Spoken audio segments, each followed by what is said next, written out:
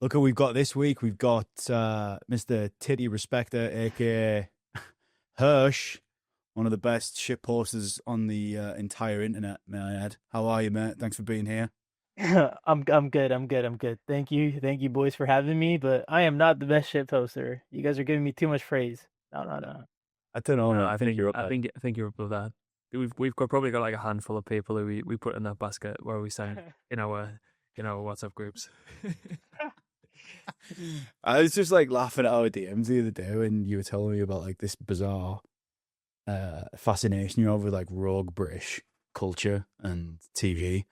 I was just like, obviously that's the kind of shit that he's into because that's just never what I thought you would be into. So Yeah, it's sort of because the thing about like British humor compared to like American or even Canadian humor, it's sort of like how dry it is, right? It's sort of yeah, right.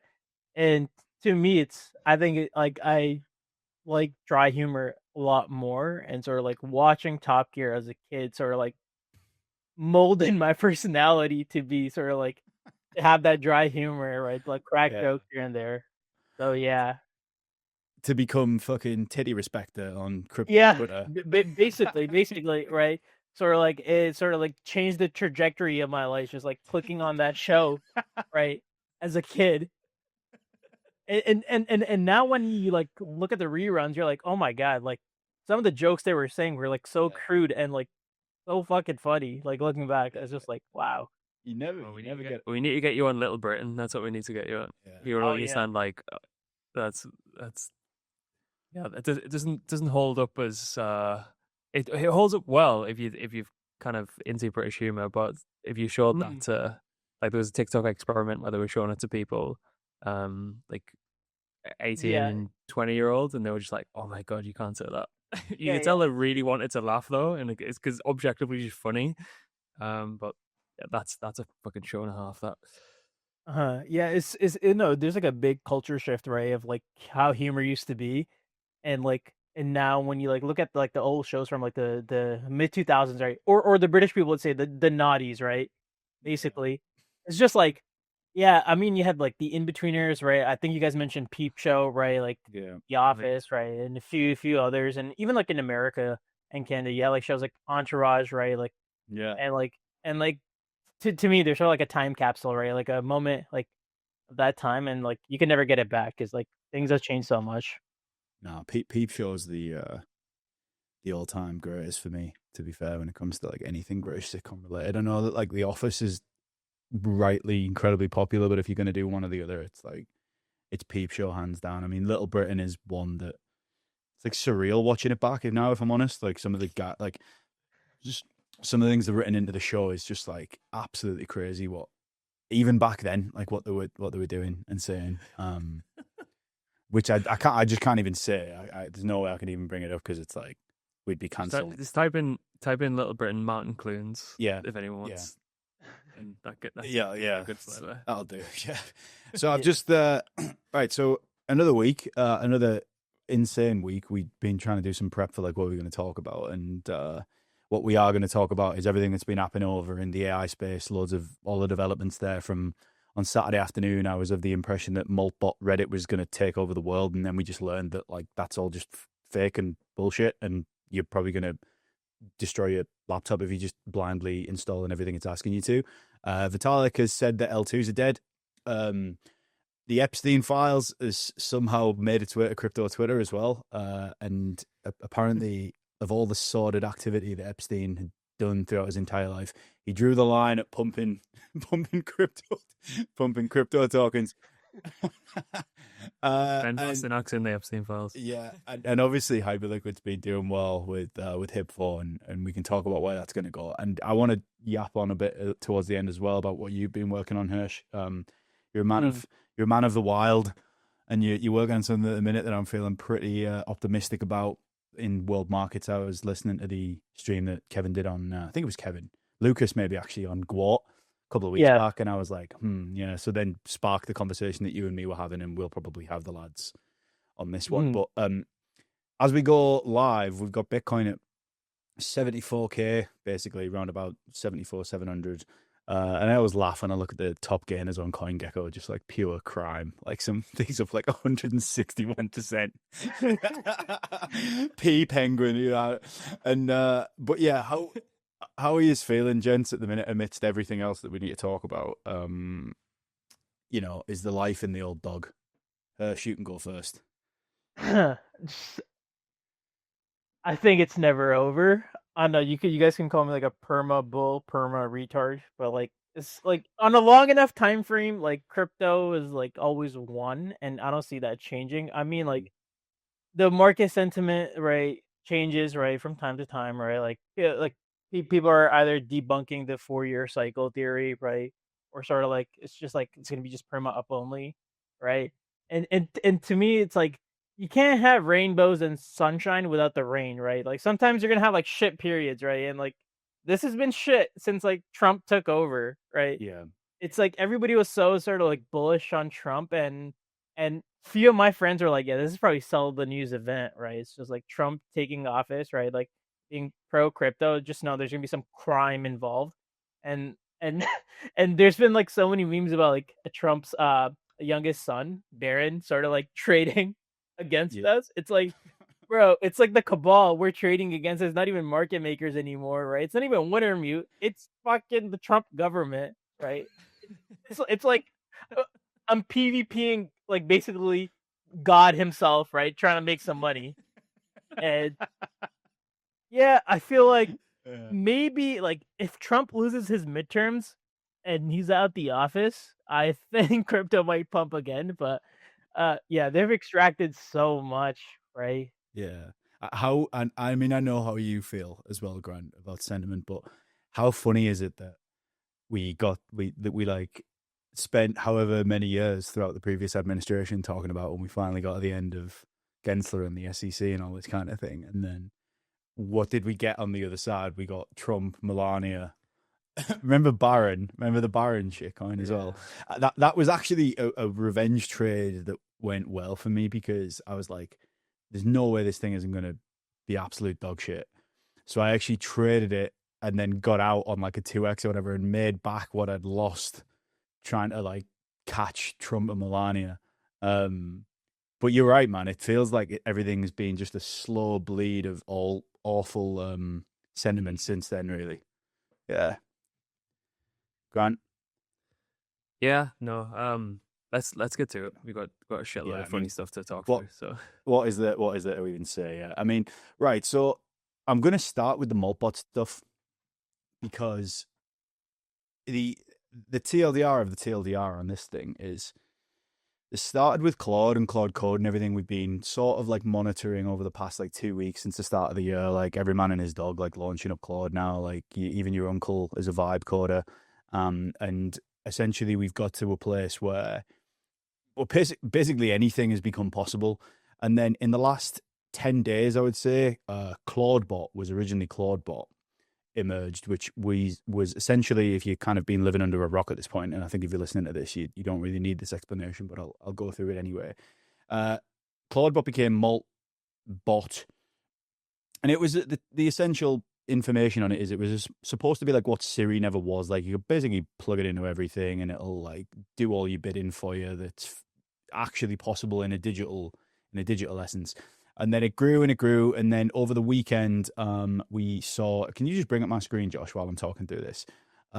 We actually saw someone had created a social media platform for AI agents, like essentially like a Moltbot version of Reddit called Moltbook Beta, where there was like a Facebook / Reddit.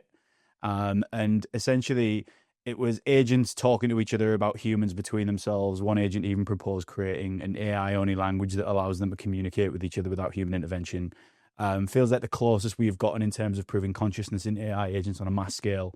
This year is going to be absolutely wild. And yes, I am very much whizzing through this. You can take that down now, Josh. But this then led to everybody was essentially all over the internet telling you that, holy shit, we are beyond fucked. There was even like tweets where that spun up like a captcha where instead of proof of human, it was like proof of agent. And off the top of my head, you would have to like click a square like 10,000 times in like 5 seconds or some shit like that. Like all this bizarre twisted shit. I was out on a walk getting a coffee on Saturday trying to read it all. And then obviously we saw a token be spun up. Can't remember what it all-timed high at. Grant, maybe you'll know that, and then we'll get to 100, I think. About 100? Yeah. Yeah. And then you can pull my screen back up, actually, Josh. I'm looking at another tweet now. And then I'm just going to use this tweet from Kook as as a reference point here. It turns out that everything on Moltbot is fake. It's just humans posting to the back end, shocked Pikachu face. And there's a load of like other... I'm going to read this one out. And then there's a load of other tweets. Yeah, don't read that one. Yeah, I'm not going to read that one. And then there's a load of other tweets that basically just debunk all of this shit. And then it's like everybody has been just spinning stuff up, like thousands of agents per human, basically posing as agents and yada, yada, yada, and all this kind of shit, which is just like sucked the life out of anything that we thought was good.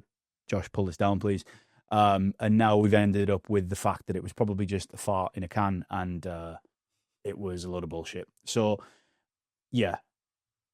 Thoughts on this? Because I don't think we need to offer many, because like I'm kind of already exhausted with talking about it, but we can't not really go live and not discuss it over the past 7 days. Grant? Yeah, just hilarious that now that the far corners of the internet inherently associate anything that is new with also having an associated token, you get to like late stage corruption so much quicker. So there was like 17, ended up being 18,000 humans, I think that security firm said, all with like 800 bots per human or some like ridiculous shit. But a lot of that was people trying to game a system where they were trying to get a agent to go viral so that a corresponding token attached to it could start to pump. But like that tokenization aspect just speed runs what typically plays out over the internet anyway, but like, you know, it just adds so much fuel to it. You get to like the end stage in like 2 days as opposed to 2 years. Yeah. It's absolutely insane. Yeah. So like we touched on the token thing there, didn't we? And to me, this just further reinforces like this sort of like disgusting desperation. I say disgusting. We've all done it. Of everyone just trying to like gamify and financialize absolutely everything. But I also think it is quite an indication of where we're at with tokens in the market, given that, as I said, this thing topped out at like 100 mil or whatever. If this was 2024, like we were talking before we went live, when we heard about like GOAT and Barcoin and all that shit when it first popped off. Yeah. Take me back. What do you think this says about the underperformance of like this Malt token, however it was launched, by the way? It obviously wasn't an official ticker. Like I don't even know which dev spun it up. Maybe you guys do. But to me, this sort of just shows like how exhausted we all are. Like even some of the betas that were being spun up on the back of this were like maybe pumping for like 6 to 10 hours max and then just dying like very, very quickly. It's sort of it feels a bit sad to me. Yeah, it's sort of because like the whole AI meta, right? Before like Moltbot like took over and like Claude like stuff, like there was like a few like AI devs that had like their coins on bags, like whatever bags app, right? And they just collected fees and they dumped, right? And they're like, yeah, like fuck crypto, right? Like I don't want to be like associated with like this space, right? They were like, yeah, thank you for like 300 grand and I'm out of here, right? And it's like people that sort of like speculated on those assets, right? Just a week prior got rinsed, right? Like the tokens went to zero, right? And then like you had Moltbot come out of nowhere, right? Like in a day, it went from like what, like 10, 15 mils to straight to like 100 mil, right? Within 1 day, and then it just went like down only. It's just like I feel like the market is exhausted and they've seen like too many sort of like occurrences of like the same shit happening, like right, like it's like I think what was the token, like Gastown or something like that? That was like that came out a week ago and it went to like 30 or 40 mil or 50 mil, like I can't remember, and then it went to zero, right? And I feel like people are here, they just want to like not get attached to their bags and just like make a quick buck, which is totally fine, right? Like it's right at the end of the day, right? It's like I think Thicky said it best. It's like in poker, right? You're trying to make money from like the worst people you know, right? That's just how it is, right? It's like when you're in these markets, right? you got to assume like everybody's bad, and you're just here to like make your money, but like do it in a positive, ethical way. I'm not saying like start scamming or just try to make your money, right? The good old like fashioned way. Right? Yeah. The one thing I want to say is I had a comment here from New Type Trades and says this Moltbot thing is just a stupid flash in the pan. Have we forgotten about AIXBT? It was lame as fuck. I don't think that was. I don't think AIXBT was lame as fuck. I think it was like like I remember like AIXBT. Every time I thought that's not a buy anymore, I've missed the top. It just kept going higher. Problem is though, like what we're getting at here, like because of the heavily financialized, co-opting that goes on. AIXBT started good. It started as like a really good social commentary tool, really good alpha kind of indicator. But then people realized how to kind of like corrupt it. So when you'd start having like these new token launches that were part of that early AI shitcoin type meta deal, they would basically just spam it with as many questions as physically possible to try and get it to spout out a positive response. So like AIXBT would effectively endorse some shitcoin, and then that was the game then. And now, like with bags and then everything that was launching on base this week, like the game is the same game we were playing 2 years ago, and it's been consistently figured out by the same handful of people, and the only people left, like using like an extension of Thicky's analogy, everyone who's left at the table are all sharks. And if you're not doing this all day, every day, expecting to just like dip in and make a quick bit of money when people are literally sat on any trading terminal or any kind of like token scanner, you're just going to get rinsed. Like you need to go and find like the stupid person table now. But I don't think there's enough like capital and attention that is available to actually go and figure that out. We've spoken about it previously. The casino game now needs to change because the one-dimensional meme coin game is up. That's done. Prediction markets don't have an asymmetric payoff, so that is not going to like attract people who are inherently scammy because they don't have any edge. Something new needs to happen. We just don't know what it is, and it'll just spin up out of nowhere.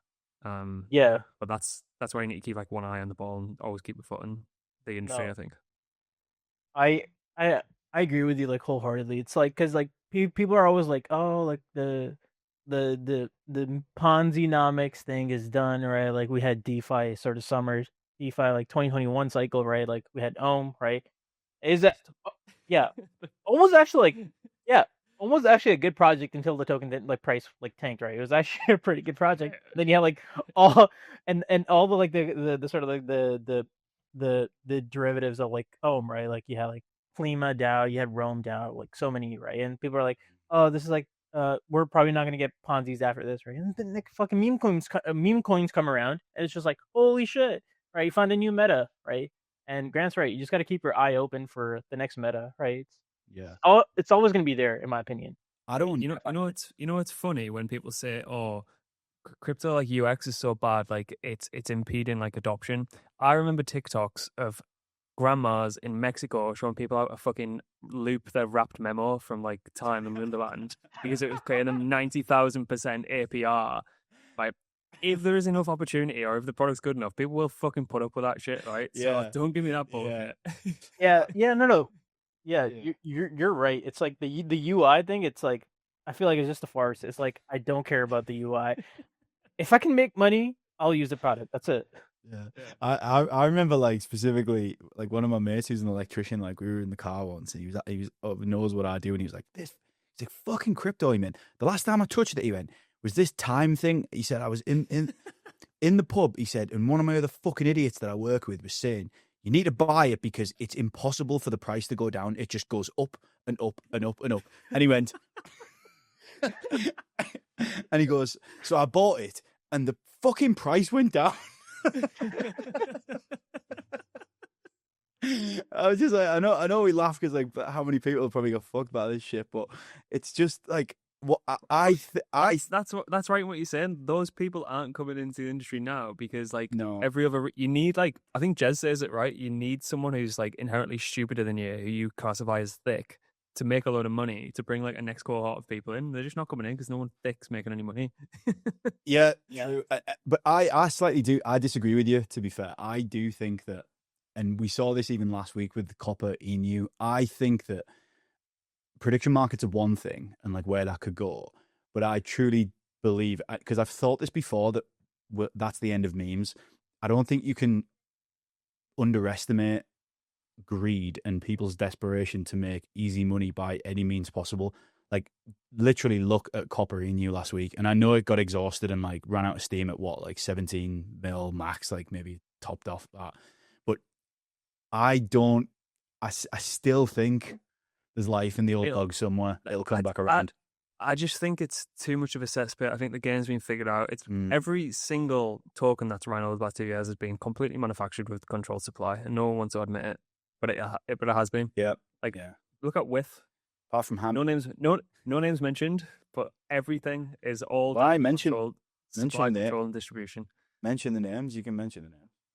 No, I'll end up getting fucking. No, Epstein. Epstein is crazy. Yeah, it's sort of like we haven't had like a true runner like Whiff, because like how the fuck did Whiff even go to $4 billion? I'm amazed how. Fuck yeah. Still can't talk about it. Yeah, the Sphere, 4 billion, like 4 billion. I should have sold 8 million tokens and still didn't make any money. Like, how the fuck did I do that? 8 million Whiff tokens and still didn't make any money. Yeah, I don't want to go over old ground here, but I will never forget the night that I sold it. It was like 10:30. It was just when nothing had popped off yet on Solana. It was like back when I think I was holding like Ribbit, Whiff, and just some other basket of unbelievably shit tokens. And like I was so unfamiliar with everything about like trading on Sol and what might happen at that point that I just didn't think it was gonna. I was like, yeah, this thing's fucking dead. I don't even need to hold it. I didn't even need to sell it, and I did. But that's what I mean. My cat scratching at the door there. Yeah, it's fine. But that's what I mean. Like that's what the environment needs to be like, where no one has a fucking clue what's going on, for more people to come in and make money when there's no edge. Like there's still a lot of edge to be figured out. The rules of the game haven't been figured out, and that type of environment allows shit like that to happen. Obviously, you need like some kind of buoyancy with the majors, but now it's just like, fuck me. It's like first transaction sniping versus someone else who's running another bot who's going to do first transaction sniping. Like it was a little bit more pure. No one knew what was going on, and that's what bred the environment for those early runners, I think.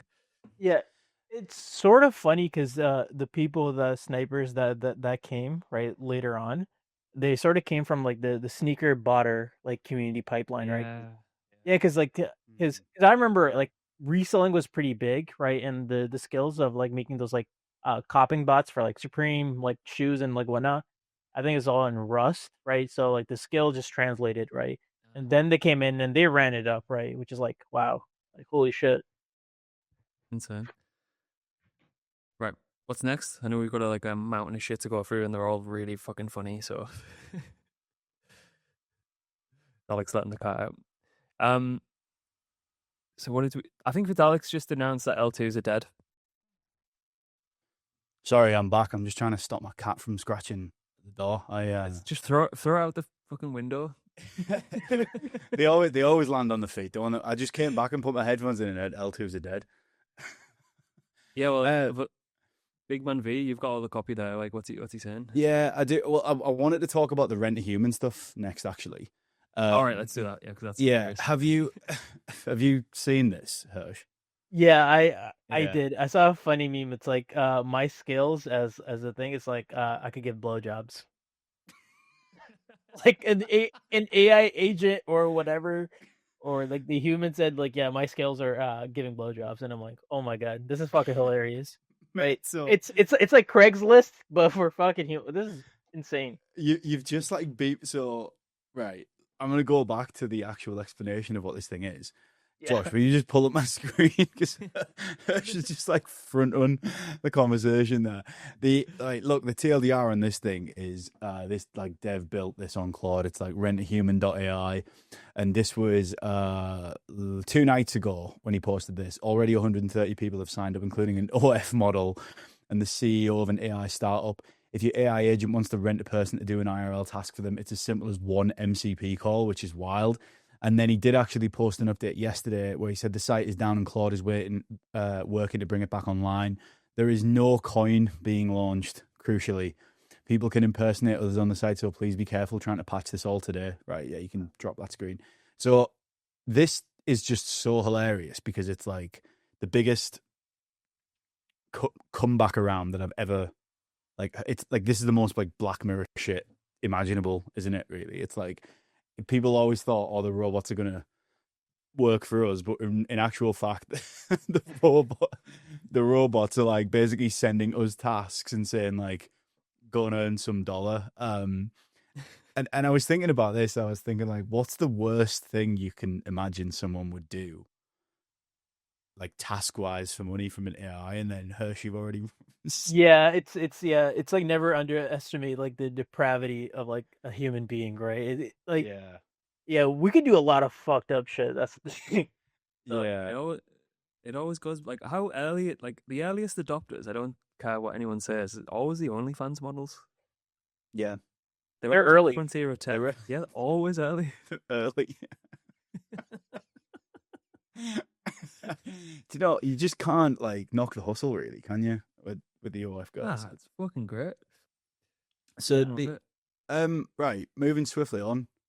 Vitalik says L2s are dead. Yeah, I think this is one of those, and I'm going over the top with that there. He hasn't like literally said that, but everything that we've woken up to this morning, or like not even the past 24, like past 12 hours, is essentially like a long tweet from Vitalik last night where he essentially came out and sort of said that the way that they'd been thinking about layer 2s in the overall Ethereum roadmap is just like kind of not working, in terms of like basically saying that you need to identify a further, like more of a value beyond just like scaling Ethereum to like have a value prop. A lot of people are arguing back and forth that like some people have just like blackout said, like I said, oh, he's basically said L2s are dead. That's not strictly true.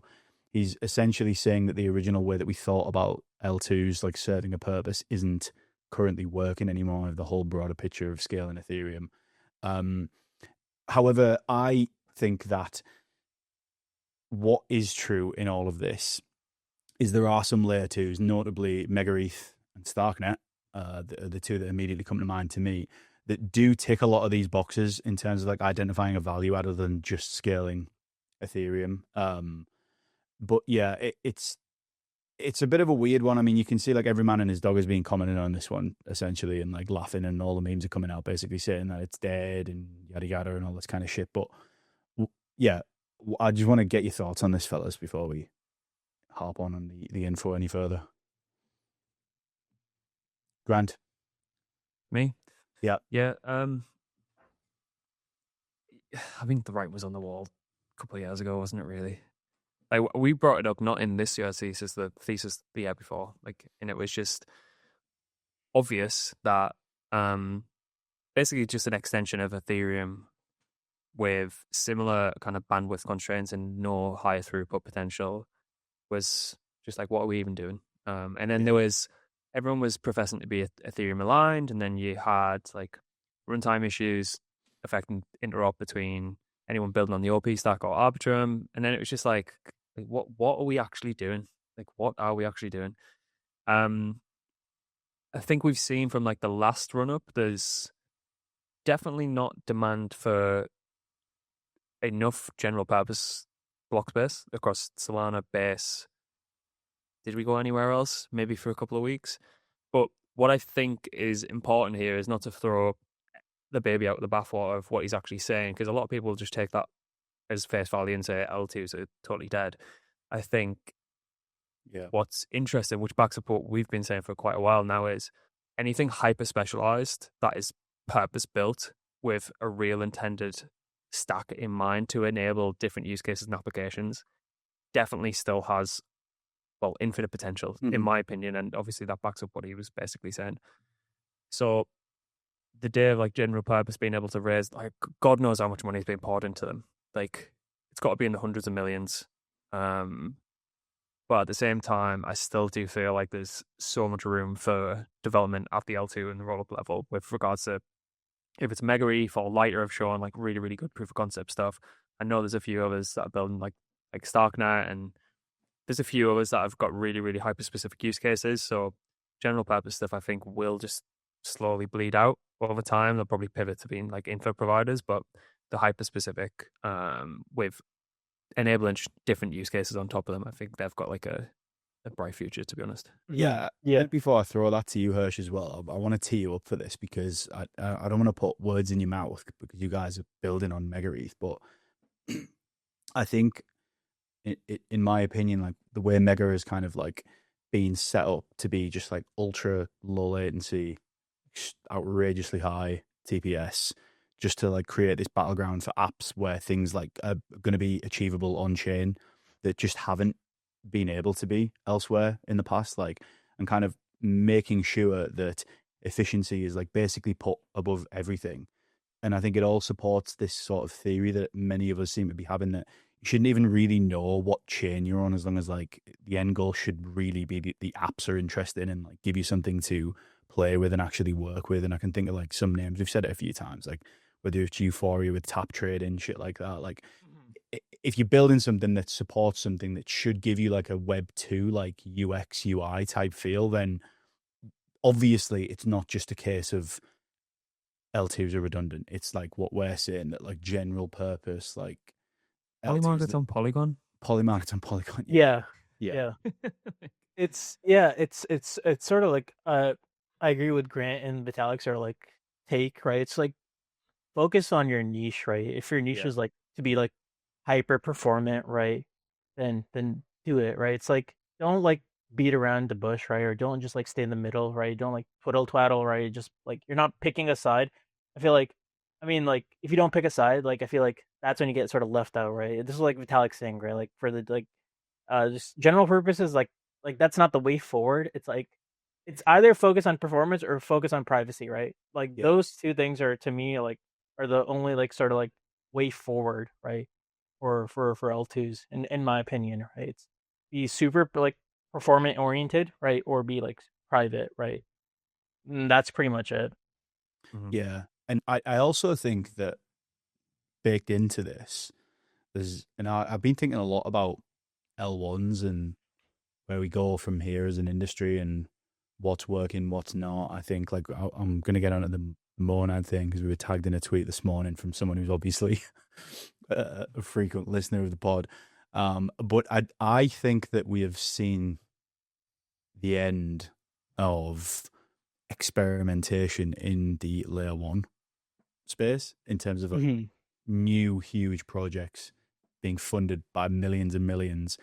I think we have enough evidence now that there is not enough demand for that from either a total addressable market, whatever it is, even if it's in L1 with a USP tied to it, you know, like IP on the blockchain or some shit like that, or if it's like where else is there to operate at this point beyond Ethereum or Solana? Like, what is the real need?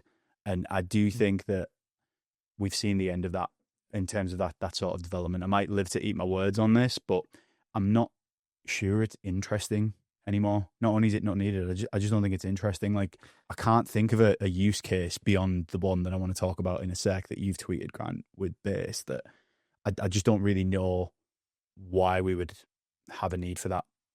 There's the fact that we're still talking about chains and not applications is mental to me. Like, it's absolutely mental. It should just be a playground and a stack that applications can be able to run whatever they want to run on top of. Like, that's why like Mega's like really interesting. That's why I think Tempo is really interesting coming online. It's like purpose built with applications in mind, and the best applications will go where they're treated best. And users, like, it shouldn't really matter, like app abstraction, asset abstraction, chain abstraction, whatever you want to fucking call it. The fact that we're still talking about chains now is absolutely insane. Like, it's fucking deluded. Like, who gives a shit? Like, nobody. Yeah. When we shouldn't. No, I agree with you, Grant. It's like too many chains, right? Not enough apps, right? Like, people are sick and tired. They're like, dude, I don't give a fuck. If someone's like, if they see another chain coming up or L1, like blah blah blah, like they'll be like, yeah, I'm just thinking of Ethereum. I'm just thinking of Solana. I don't care. I can't be bothered, right? Yeah. I think okay. Part of me thinks like people they got smarter, right? Or like now they just don't care anymore, right? It's just like it's because. But okay, because when I got into crypto, right, like my goal was to try out everything, right? Because when you used to try out everything, you kind of got rewarded, right? And seeing the reward incentives now, right, from some of these chains, they're fucking piss poor, right? Like nobody's gonna be like, yeah, this is a new chain. I'm actually gonna try it out, like, Yeah. because I might get a reward, right? And Nick, and then you see the rewards, and they're like peanuts, right, compared to like Mm. what we used to get way back when, right? It's just like, Yeah. Same thing. What we're talking about with meme coins, though, like the game and the playbook's being figured out.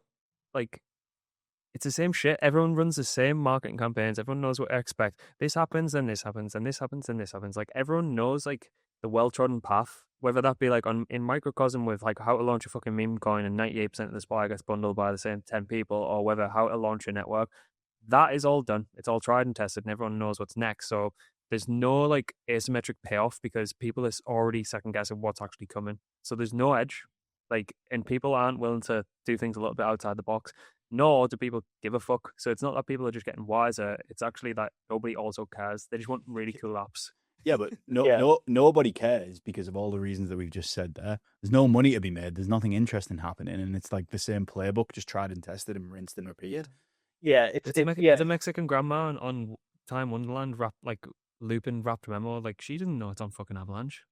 Yeah, Yeah. it's like, bro, I don't want to see another uni fucking fork right on your L1, bro. I could not care. Like, I'm like done. Like, yeah. So speaking of being done, Josh, pull up my screen a sec.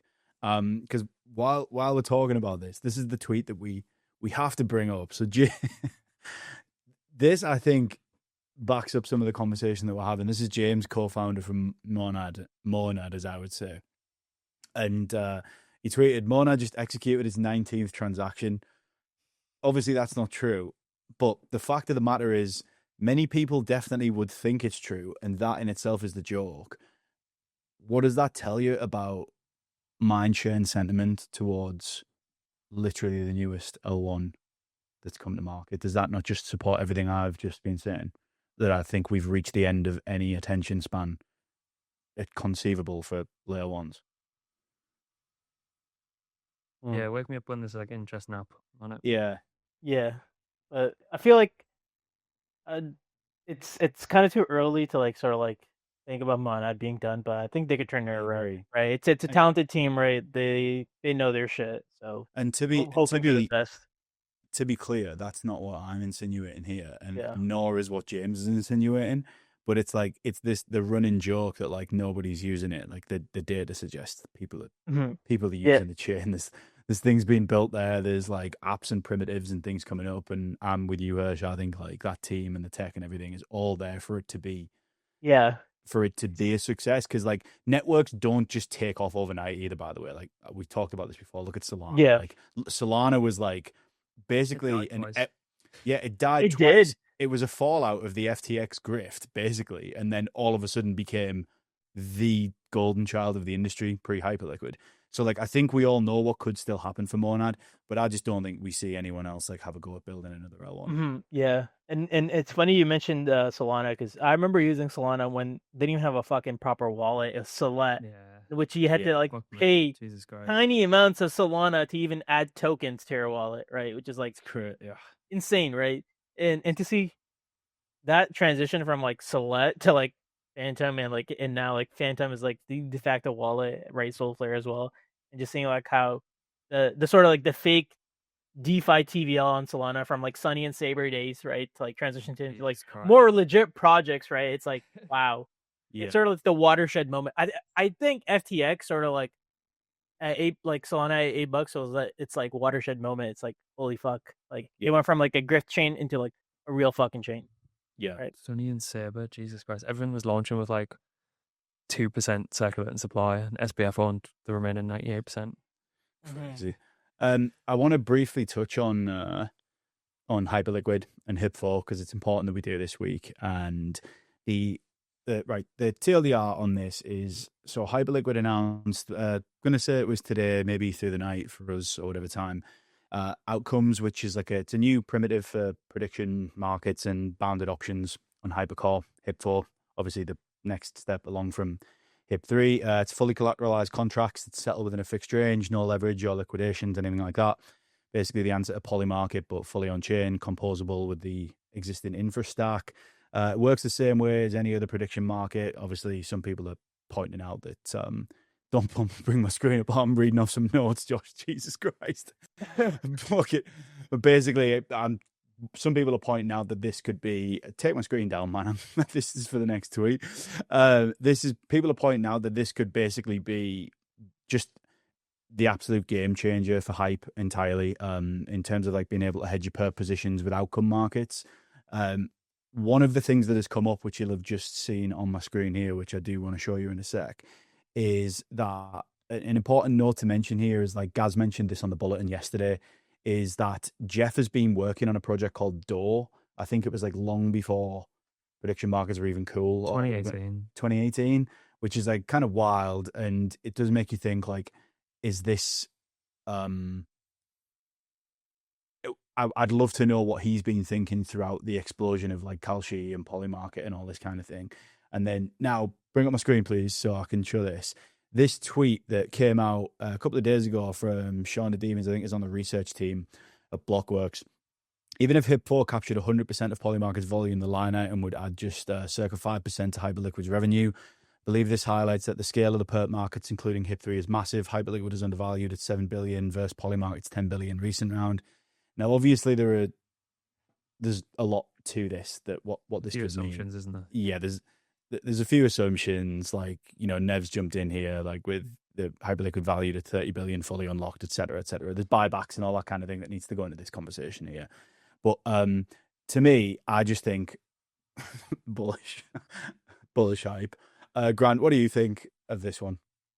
Yeah, I think it's good. It's quite interesting because this is Jeff's 2018 project on prediction markets was what CZ, if you remember when he had that little clap back at him recently, probably 3 or 4 months ago now, saying that because Binance Labs incubated it and said, it didn't really work out.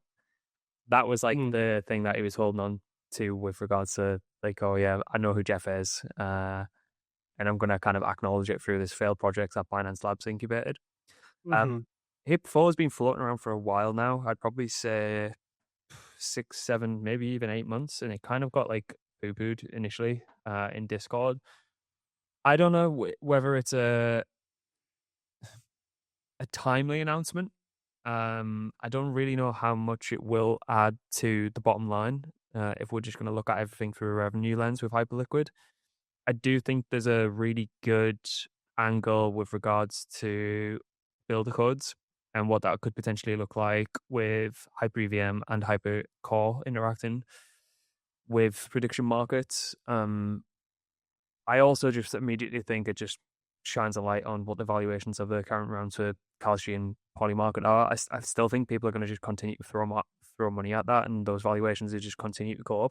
I don't think that's a good investment personally, but it's been a very, very timely announcement, given that it just looks like it's just popped back into a nice range as well. So I feel like there's a little bit of that as well.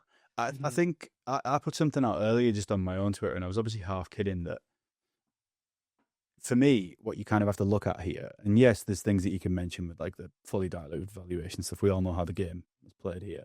But if you're talking about putting it next to Polymarket and Kalshi, and we've said it before, haven't we? Perception is everything. Hyperliquid still feels like a really raw startup in the way it operates.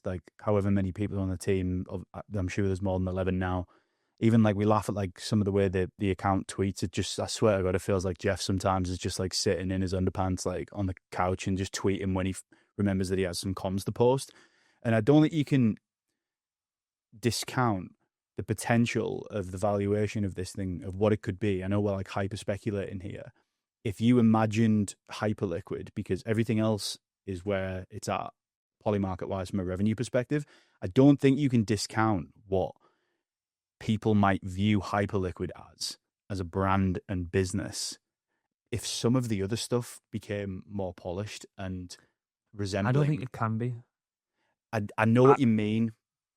I think because the whole point is they've been so outspoken about it, trying to be as close to getting back to like the old crypto ethos and as close to like not fair launch, but as close as you physically can do with a product like that, and trying to carry a lot of the early Satoshi sort of vision type stuff. And then you can't do that whilst also then having like ultra polished PR like a Polymarket have opening a fucking grocery store in New York City. Because they're just they're conflicting, they're sending conflicting messages. Like, it's the purity of it and the organicness of it, which also adds to the lore of it, I think. I 100% agree. But do you think that limits its overall growth trajectory / valuation compared to that? Because rightly, it's why we all love it so much, because it's refusing outright. And that's the point I'm trying to make. It's like, imagine... The reverence of it. It's the mystique of Hyperliquid, isn't it? That's the whole thing. I know that sounds like a little bit knobbish to use that word, but... Yeah, I suppose like Ethereum's also had that for a while. Like, you have certain factions and certain like grassroots owned communities that spin up and do that heavy lifting for them, which is it's cool. Not everyone can actually do that as well. So true. Anyway, overall take bullish, no? Mm-hmm. Yeah. Yeah. A bit. Not overly, but a bit. Yeah. I like that. Sitting on the fence. Right. Should we talk about Epstein? Yes. Fucking right.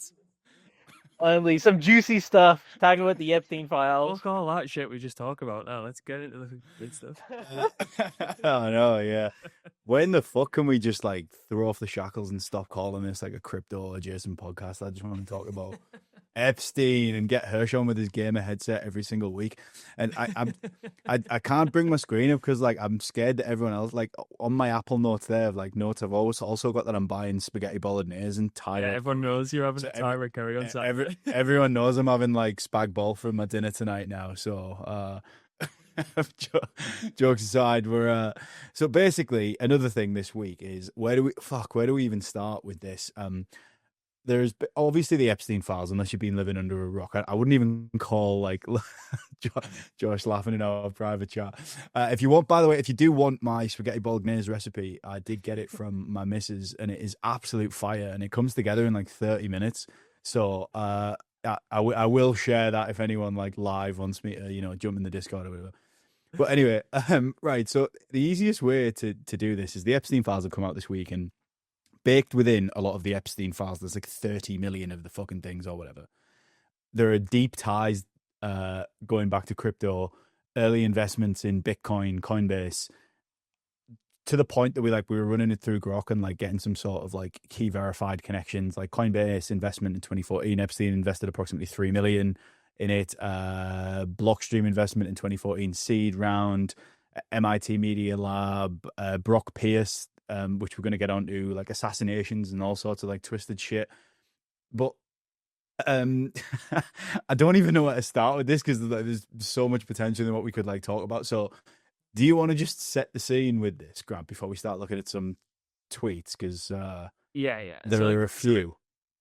So the main like points that we can just double click on as and when, but like the main involvements were like the early Coinbase investment of like 3 million at 400 million valuation, and this was arranged via Tether's co-founder Brock Pierce, which keeps rearing his head. And there are some like bold, wild claims to what happened with the early MakerDAO developer and Weth developer. And then the Blockstream investment initially committed 50k into Blockstream's 21 million oversubscribed Bitcoin sidechain round, which is hilarious that Jeffrey Epstein was investing in Bitcoin L2s in 2014.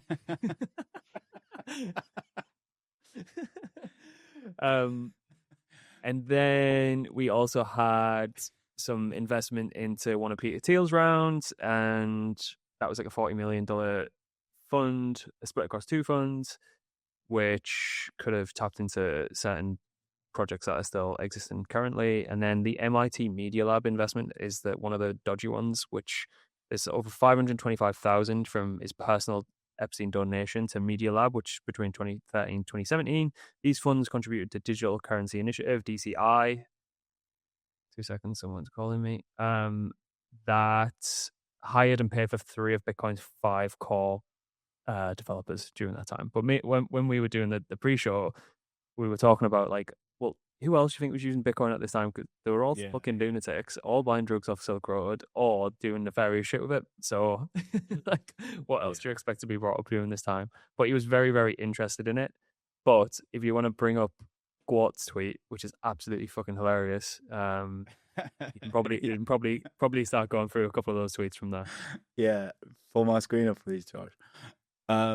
So like this is the one from also found this email. Epstein tells Bitcoin developer Jeremy Rubin he has ethical concerns regarding pumping crypto tokens, which I just found kind of funny. Not sure if this email was already out there. And I'm not going to read the whole thing here, but the crux of it is in this Gwat where it's like one of the most deplorable, sadistic humans of the modern era somehow drew the line at pumping crypto tokens. Like what sort of world are we living in that I don't what do I even fucking say about that, man? It's just Hersch. Yeah, it's like criminals have standards like that. I mean, professionals have standards. It's like you drew the line at like pumping and dumping fucking crypto. It's like, and it's hilarious, right? And Grant's right, because we were talking about this earlier. It's like the early adopters of Bitcoin, right? They weren't your normal like people that you see now, right? Like the sort of like the Bitcoin bulls. They were like, because I remember I think there's a podcast on or some like OG person tweeted about this. I don't remember the name, and he was like, yeah. Like the OG whales, right? You think they were using Bitcoin for like sending money across? Fuck no. They were fucking using it to buy drugs or engage in some fucking stupid and like very, very weird shit, right? So it makes sense, and now you kind of see the backlash, right, from like the people that are like, oh my god, Bitcoin's made for like pedos, right? I'm like, this is what happens when you want to free market something, right? Like you will get weirdos using your fucking product, right? It's just how it is. Yeah. Right? One of my like closest mates, he I remember what we were working together in, God, I don't even know what year, like 2015 or whatever. And he always like says like what his Bitcoin would be worth now. And he was like basically just using Bitcoin to buy like Valium on the dark web and just like getting rid of it all. And like you are right, Hersch, like the stories are true for many. It's why crypto has a reputation it does to this day. You know, it's like for dummies and stuff who don't understand it, like that once you've formed an opinion of something of like what this thing exists at that you don't quite understand, it's easier to just like drop it in a box and go, that's what that's for. Crime. Obviously. We could talk all about crime for a long time, but that's beside the point. But that's what you're getting at, isn't it? It's like this is that. Why are we surprised that these people were swimming in around? Yeah, but like the like more on a positive note, like the industry has matured so much, right? I think recently there's the stream of where Speed, right, one of the biggest streamers in the world, using Tether, right, to pay for something in Nigeria, right, and that's such a like a beautiful moment to like see like holy shit, like crypto actually has a use case because the locals there they can't use their like local currency, so this is why they're like using Tether, right, which is like wow, like this was crypto, like this was the original use case of crypto, like borderless payments, right? Blah blah blah, store of value, and like pretty nice to see. And it's one of those things that we in the West take for granted, isn't it? You know, like access to a stable currency, relatively stable currency, relatively stable currency, but like just payments, cross-border payments. Like when did Americans like stop using Venmo? Like was it only last week when they figured out they can just send each other stable coins in like a hot wallet or whatever that might be. But you are right. I mean, some of this is just absolute gold that's in there, though. Like I've got about 25 tabs open here from some of like the leaked files that were. Let's go through it. Yeah. Oh, the Sailor message, bro. Sailor is the GOAT. He's so creepy and autistic. Is that even Jeffrey Epstein was like, yeah, fuck no, we're not having you on my thing, like on the island. And Sailor's like, Chad, scaring the hose. He's like scaring the hose, and Sailor's like, yeah, I'm gonna just take my yacht to Con. Right. Yeah. Fucking hilarious. Pull my screen up, please, Josh. I think this is the tweet in question. Michael Saylor makes it into the Epstein files. It's called "A Total Creep, a Zombie in Drugs with No Personality." It's like, where is this here? Let me have a look. All the kids had a ball, then walked to the boom boom room till 2 a.m. Got tons of press. Where is it? Napa Valley drinking $100 bottles of wine. And Michael Saylor giving $25,000 for food and the opportunity to get his name on the invite and meet a hip group. Saylor is a complete creep. He has no personality. He's sort of like a zombie on a drug. We had smart directors sitting next to him and his idiot gorgeous date and could not get any of the conversation out of him except, I have a yacht and I'm taking it to Cannes. The GOAT. He just kept saying there's no second best. Yeah. There's no second best. Like, and I don't know, man. I don't know what you two think, but watching all of this unravel, I've kind of like, I choose to take the funny side of it, because if I don't take the funny side of it, it can get like quite dark quite quickly. Like seeing these global Illuminati overlords just having the wicked way with the world in every which way is so unbelievably fucking scary. But, the funniest one in there was when he was referring to Reed. Is it Reed Hoffman from LinkedIn? Yeah. He's like, yeah. Reed Hoffman, in brackets, the fatty from LinkedIn. Yeah. Yeah, it's I saw that tweet and somebody was like, it doesn't matter how much money you have. If you're fat, people still just call you a fatty, right? You could be a billionaire and you'll still be referred to as the fatty, which is like, wow. Yeah. How can you One of the wildest ones was the message that he sent back to Bill Gates, basically saying, where Bill Gates has basically admitted that he caught an STD from some Russian lady of the night and basically wanted someone to slip his missus some antibiotics without her knowing. And then there's like a load of fucking memes going around about it. That's like, yeah, that's doing the rounds. I never trust anyone who's like holier than thou, like Bill and Melinda Gates Foundation. Anyone who tries to make out and like double down on how fucking great they're doing for humanity and put everyone else first before them. Those are the dodgiest fuckers, and you always should fucking be very, very careful around people like that. I'd rather someone who's like a bit of a fucking cunt and knows they're a bit of a cunt. I like people like that because you know what you're getting with them. It's the people who try and like piss on your back and tell you it's raining. Yeah. Fucking stay away from people like that. We've seen it happen with Sam Altman, exactly. Effective altruism, right? It's just like, oh, I'm gonna help the world, right? I don't even take a salary. I drive a Toyota Corolla, right? Yeah, he invested for a fund like into OpenAI where he still owns like fucking ungodly amounts of it. The fucking creep. All they had to do was not steal customer funds and not allow fucking Alameda to be a slush fund, right? Or like FTX to be a slush fund for Alameda, and he could have been one of the greatest investors of all time. Yeah. What did they say?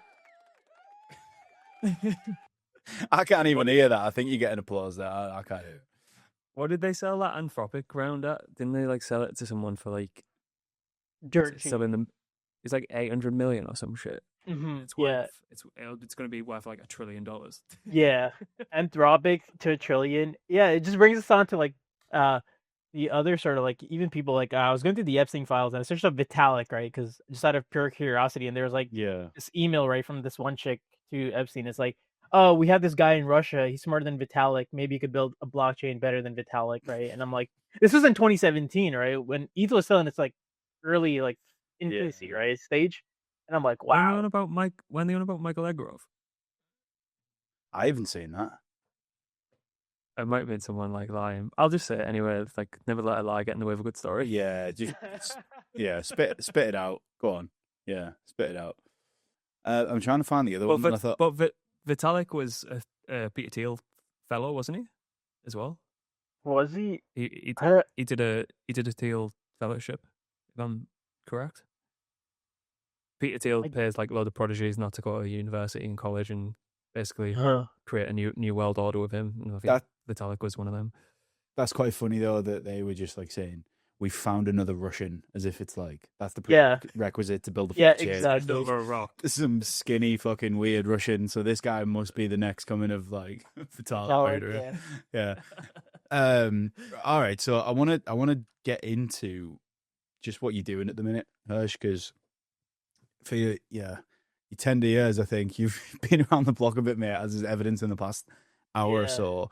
But what the fuck are you up to now, man, with world markets and like Mega ETH, and we've been talking about L2s and everything that's going on there. Like, I don't trust that you would dedicate your time and attention to something that you didn't think was going to be really, really, really Uh-huh. cool.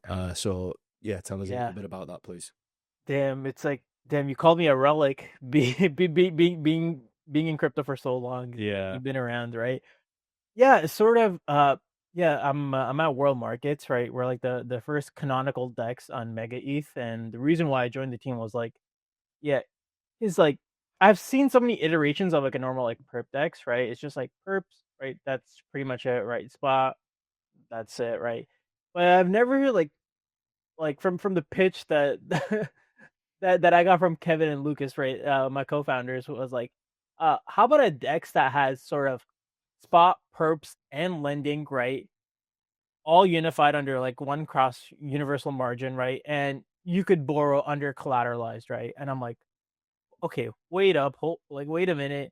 What are you guys like building, right? So, and then they gave me like the whole spiel, and I'm like, okay, if I'm gonna like work at like a project or whatever, I want to like work at something that's doing something unique, right? I don't want to just go to like a project just for like the sake of just being there, collecting a paycheck, not building something cool, right? That's not me, right? Because even in like my past experience, I was sort of uh on a team like that built like the sort of like a precursor to Athena, right? A Delta neutral stable coin, right? And so, and I was like, okay, because I've always tried like new things, and I was like, okay, let me just like join these boys, right? And at World Markets, like what we're just building is sort of like what financial sort of like primitive should look like, right? This is like the end game, right? This is what like even Hyperliquid is trying to introduce like universal margin, right? Yeah. And we already have that built, right, with a risk engine, right? And it is sort of like the funny thing about it, there's like a big fucking arbitrage, right? That unlocks like with World, like you unlock almost like a $50 billion arbitrage, right? By cross margining spot perps and under collateralized lending, right? Because the lending rates and like borrow rates, right? There's always a slight discrepancy between them, and there's not a single venue out like on chain that has like sort of captured that arb, right? Right. So we will do that, right? And hopefully we'll be live on the 9th, right? For everybody to use. And yeah, and I'm a big fan of like the Mega ETH like ecosystem. It's just like and Mega ETH and Mega ETH themselves, right? Because Yeah. they're building, right? It sort of like aligns with even like we mentioned earlier in the podcast, Vitalik's vision, right, of L2s, right, and what they should do.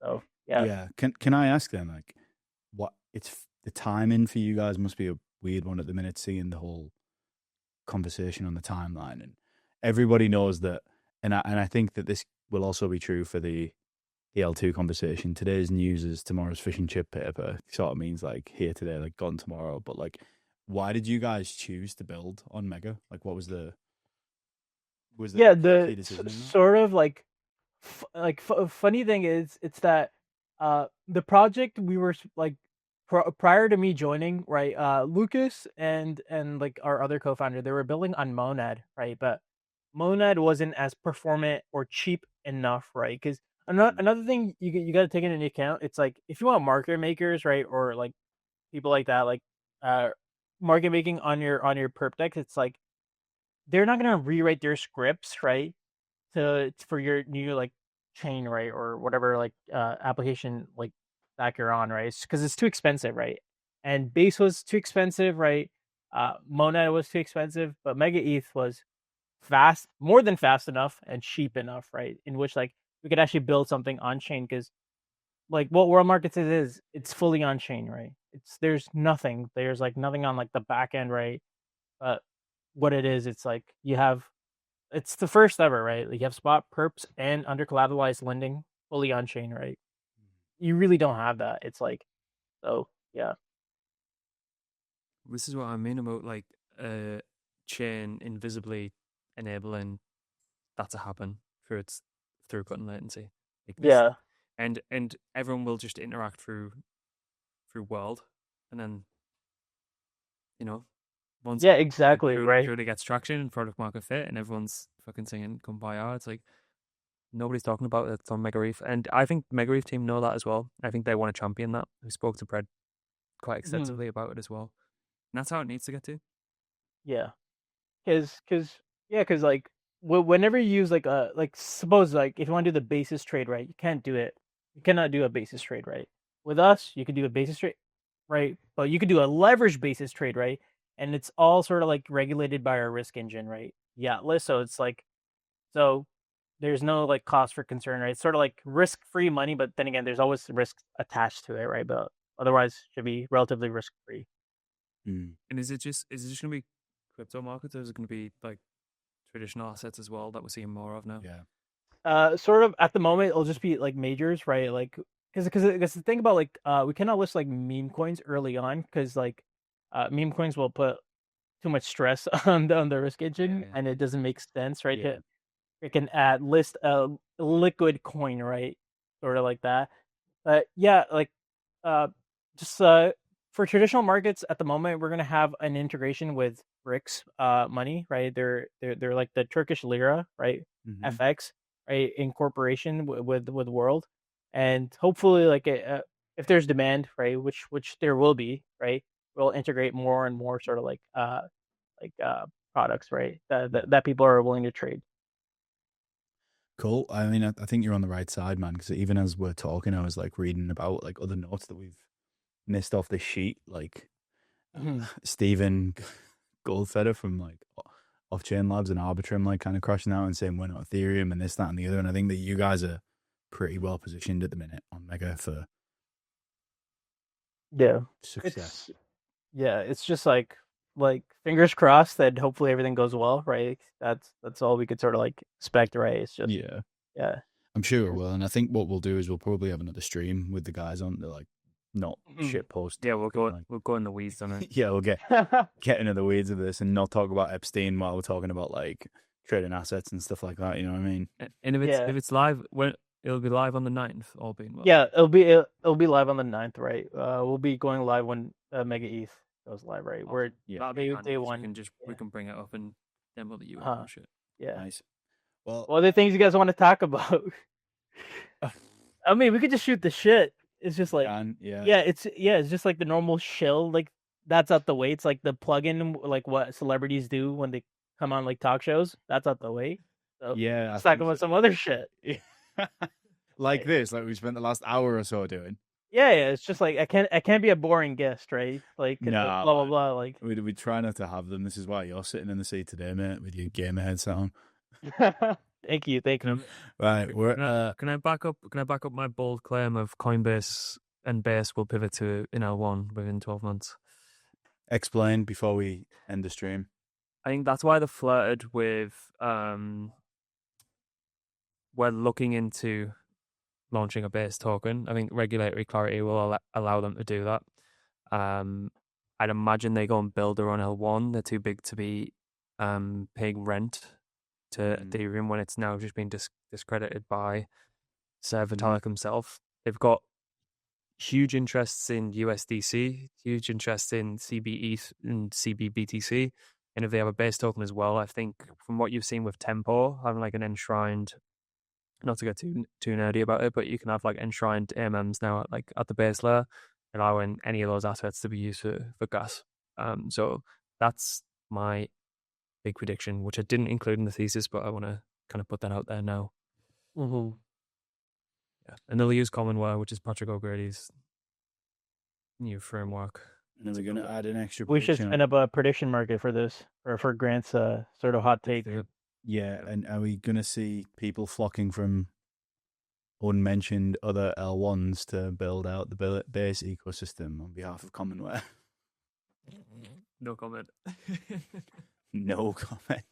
Speaking of prediction markets, by the way, maybe one final thought. I did see like a funny tweet, and I can't find it. I've literally got about 1 million fucking tweets on this sheet to reference today. But someone had made a claim that they thought that, and I think this is like completely over the top, by the way, but it is otherwise funny.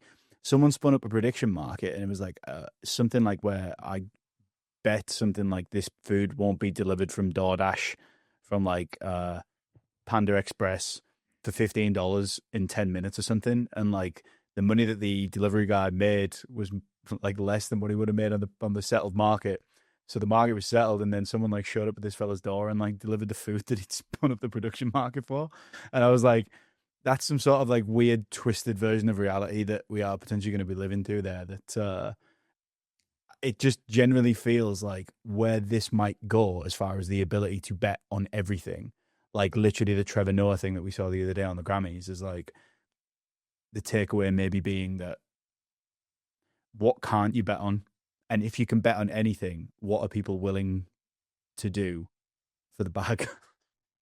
Yeah, it's sort of interesting to see, right? It's just like how society as a whole is pivoting towards gambling and AI, right? Yeah. And it's prevalent like now than than before, because even like growing up, right? Like I've seen the shift from like just normal ads, like even watching sports, to like now just fucking FanDuel, Bet365, right? Just like Polymarket, Kalshi, right? Just like it's become so normalized, right, in society that like everybody has resorted to like sort of like gambling or like sort of like betting, right? And I'm just like, you guys do know, right? There's gonna be some like very very dire consequences, right? Yeah.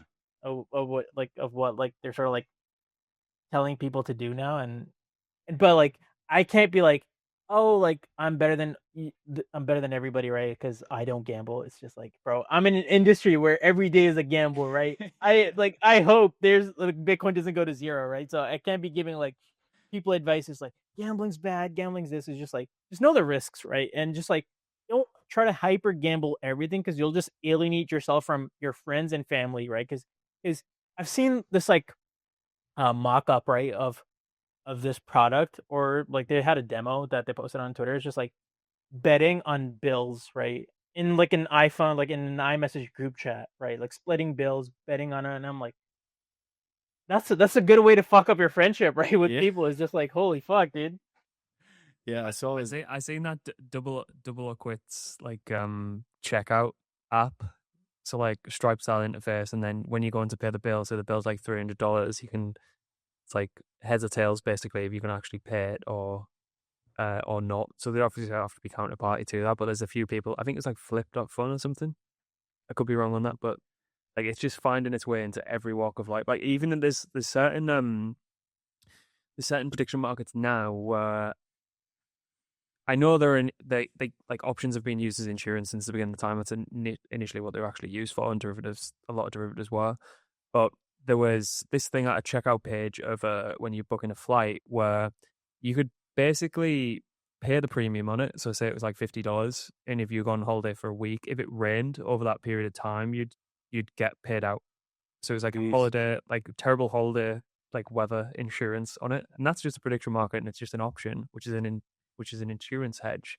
But the other side of that, you've got the actual financial understanding of who's actually underwriting that to make money and constantly pay out on those premiums. So it's going to happen. You're just not going to know that it's basically an option underlying it. That's the product that you're actually buying, which is fucking insane. And just to see it on something like, I wouldn't be surprised if you start seeing it on Skyscanner and things like that as well. Yeah, I saw something the other day, and crucially, this was actually, I was lurking over on my alternative football Twitter account, and a tweet appeared, and I did zero investigation as to whether this was legit or not. But it was a guy that was like, who was on the product team at Polymarket, posting about a new thing that they'd shipped where you could like essentially set up like a live prediction market between you and your friends on like any bet that you might make. So like, say you're in the pub over like a pool table or whatever, and it's like, I'll bet you any money that Salah scores at the weekend or some shit like that. That's the first thing I could possibly think of. You can set up the market live between you guys in a text message, and like all of the tweets and the quote tweets were like, you're going to have to like get a real job eventually. But I think it's like representative of just this like insatiable appetite we have as human beings to just gamble on like absolutely everything imaginable. And what you have to consider as well is like sports gambling was basically illegal in North America until like less than 5 years ago, like sports betting and shit like that. Like it's been an epidemic in the UK for the longest time, but in the US, like a lot of you guys like couldn't even bet on a boxing match, could you? Outside of like Vegas and I think maybe like Atlantic City and fucking weird little. Yeah, sort of. Yeah, in Canada is slightly different because I think recently we had a lot of like celebrities doing like casino ads for MGM and Yeah. a few others, right? And the government, right, just like banned them. They're like, yeah, you can have celebrities endorsing like these products, right? Because right, it's just leaving a bad like impression, right, on like Yeah. on the public. And it's sort of fascinating to see like it's just like how normalized it is, right? Like what happened to like old fashioned betting? It's like you bet your like sort of your friend, like I'll bet you for like $10 and I'll just give you cash. Bring that back. Yeah, but I will now on Polymarket. You can do it over WhatsApp. I don't know. It is just a state of where you're at though, because like everyone's Yeah. disenfranchised of traditional career path, go to college, go to university. Particularly in the UK, it's the reason I didn't just follow the well-trodden path that was laid out for me is because I didn't want to go out after a fucking PhD and be on 30 grand a year. It's like, what the fuck's all that about? I'd rather hyper gamble my mid to late 20s on trying to get some asymmetric payoff and then worry about what I want to do later. Like, and I feel like the difference between the haves and the have-nots is only increasing, and the only true way to actually get out of that for a lot of people is through that form, like for better or worse, and that's just the way it is. And there's Scott Galloway has done quite a lot of talks on that about like how young men are just like generally not doing well in society and like choosing to just gamble everything away beyond like following traditional paths. And I don't think you can underestimate that. I think a lot of that is down to the fact of like society pushing them in that direction. Like you look at like opportunity that might be laid out to you throughout the traditional path like we're talking about here. And can you blame them for going, I've got everything stacked against me here from an odds perspective? And I know there's a sense of irony in that we're talking about odds and prediction markets and gambling and stuff. But like, it's not really a surprise to me that people have kind of decided to YOLO it and say, well, fuck it. Well, I'll just try my luck on something else, like super, super speculative, in whatever means like necessary. Where we are from in the UK, like people take that the route they use to try and get themselves out of that hole is tenfold fucking football parlays and accumulators. Yeah. And that is just a game. Yeah. Like, we're laughing at that because we just see absolutely zero edge in that. Yeah. That's kind of like where the edge has gotten to with like meme coins now. Like if you take a step back, like it's beyond a lottery ticket at this point. But there is still a slight better edge or perceived edge in that, and that's what people are going to now. And I think traditional bookmakers would probably be taking a look at definitely prediction markets, definitely perps, definitely like what's happening in this speculative environment, and probably losing quite a lot of market share and newer participants. But like that's what I kind of feel bad for. It's because there was just zero edge in trying to put a fucking like the Champions League the other night. There was 18 games that kicked off at the same time, and everyone was just like, "This is it. If I just lock in on this and get every one of these right, that's me set for fucking life." And there was one bet that everyone was putting on, and it was no goalkeeper to score in any of the 18 games, and it was like 1.5 odds, right? So you put a tenner on, you get like 1.5 times that back, and then push your stake. And the fucking Benfica goalkeeper scored in the 94th minute against Real Madrid. Oh my god. Yeah. But yeah, but I know. Just like a closing note that I have. I feel like crypto might be the only field in which you could start off with absolutely nothing and still run it up, right? This is why I still like crypto. I love crypto. It's just like it might be the only field left in the world, right, in which like you could come from nothing and absolutely run it up, right? And we've seen it happen with people, right? Like, yeah, it's possible. Yeah. As we are wrapping this up, which I thought we'd spend longer on the Epstein stuff, but I wanted to talk about world markets, and then we just ended up on prediction markets. The fastest clipping we've ever had has happened. Someone has literally clipped up Hersch saying that Trump loses the midterms, gets impeached, and then we pump again. And we're not even off live, so that's yeah, it's hopeful. No, a man can dream. Like a man can dream. Yeah. Fully. Anyway, on that note, Hersch, thank you, mate. No, good luck with you guys. Good luck with the launch. We'll see you again to run this back in a few weeks. Yeah. I'm more than sure. If you listen to it at the end, just go and subscribe to the newsletter and read all that shit. And we will have some new stuff coming very, very soon. Thanks, Hersch. Thanks, Grant. Thank Thanks, you, Josh. Bye-bye. Thanks, Henry. See you, boys. Bye-bye. Take care, boys.